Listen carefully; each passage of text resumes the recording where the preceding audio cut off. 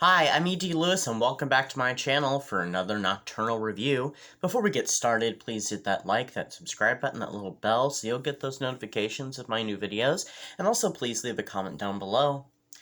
Alright, it's my last video of May, and, well, I've decided to do a Poe story for this review. It's been over a year since I did a Poe story. The last one I did was The Fall of the House of Usher.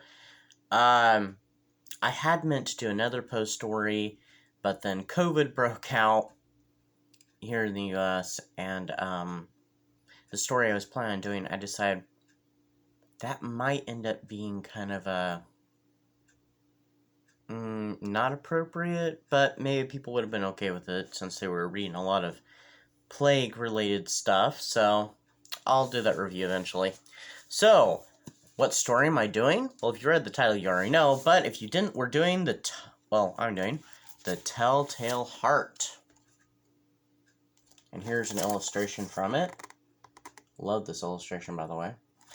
The copy I'm reading out of is Steampunk Poe, which is an awesome edition. I actually got it at Earthbound Trading Company.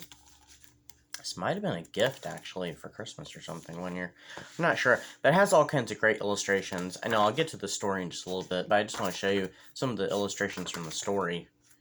Especially, like, this one.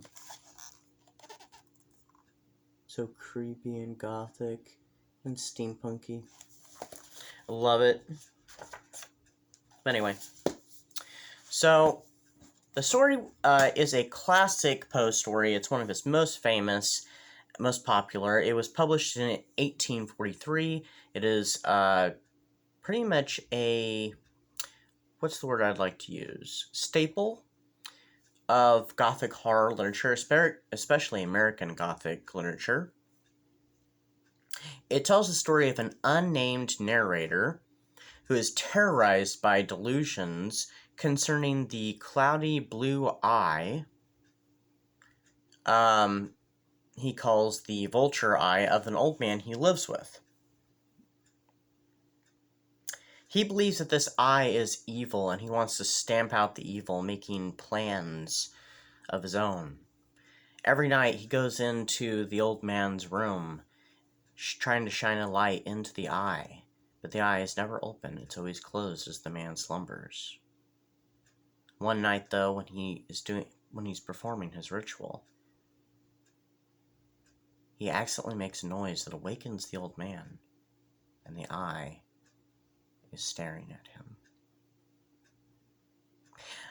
This is a really hard story for me to summarize without giving too much detail away because the story is very straightforward.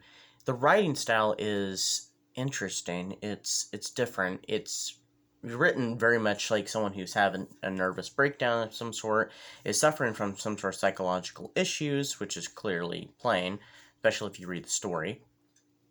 There's a twist ending, which I'm sure most people know about. I'm sure most people, either if they've never read the story, they at least know, what it's about. So, I love the story. It was one of the first Poe stories I ever read. I think I read it in middle school. I read that one, and I read, what was the other one I read at the same time? It was The Cask of Amontillado, which I wouldn't mind doing a review at some point of.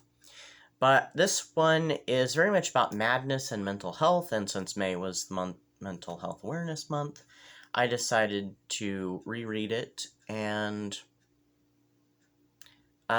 this is definitely an interesting little glimpse into the dark recesses of madness, as a lot of Edgar Allan Poe stories are, and it's just a great story to reread, so. May is pretty much over. We've only got a few days left in it. I looked at the calendar, by the way. I know you can't see that. And, if you haven't read this already, go ahead and read it. And if you have read it, reread it. It's an awesome story. I can't put it out there enough. If you don't have a copy, I'm sure you can find a copy online for free. You could probably buy a Kindle edition, which should be really cheap, probably 99 cents. Yeah, so I highly recommend it. It's very spooky, it's very atmospheric, and the narrator is rather unreliable. We have no idea if the narrator is a man or a woman. It could be a woman, could be a man. It's hard to tell. And we don't know much about the old man himself or the living situation. And for all we know, this could not even take place in America. It could take place in Europe or some other country, you know? It's left so ambiguous. And it reads kind of like it's like an interview, in a way. Like the person's like telling someone the story, you know, maybe a doctor or a police officer or something, you know, who knows? Or maybe a judge at a trial. Maybe his last confessions to a priest or something if he's, you know, Catholic or whatnot. You know, who knows? But the story is very atmospheric. It is, like I said, one of Poe's most famous and most popular stories. I highly, highly recommend it. I highly recommend Poe, period. So do check out The Telltale Heart, and I will see you next month as I have my reviews already slated out for the month. I don't have them in the order I want them yet, but I will be doing a lot of Dark Shadows because it is the 55th anniversary of Dark Shadows next month, and that is my favorite television series of all time. So do check out my future videos, and I will be doing another Dracula review sometime during the month of June. So I will see you then. Until then, bye-bye.